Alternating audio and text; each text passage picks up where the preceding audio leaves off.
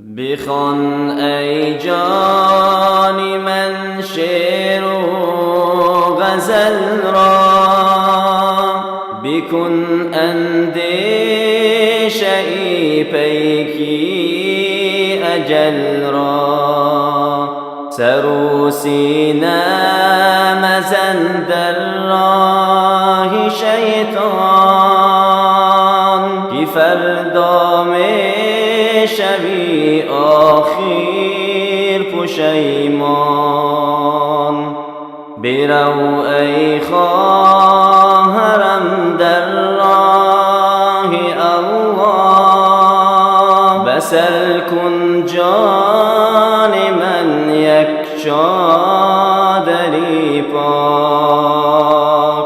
که بعضی نوجوانان گرگ و مارند، زی دنبالت همیشه در شکارند. ندارند فکر خواهرهای خود را، نمیخواهند به خود فحش و فجور را.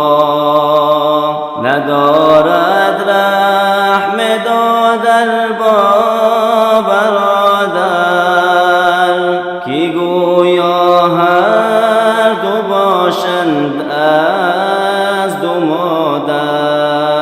همه مهر و وفا آخر همین است، بدانید جای ما زیر زمین است. به حسرت ها همه در زیر خاکند، زن و فرزند آنها سینه چاکند. چنین است قانون این دار فانی، تو هم ای جان مهمانی جهانی. بگفتم از کلامی کبریایی، که شاید خواهرم با خود بیایی.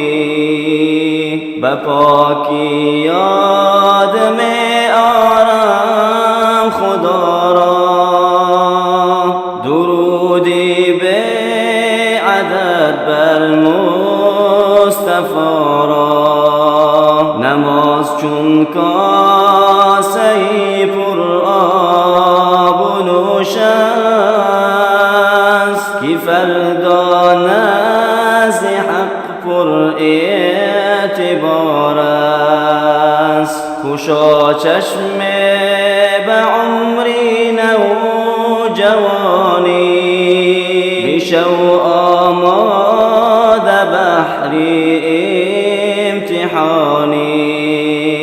مکن بازی به گفتاری کلامش، بشو مفتون او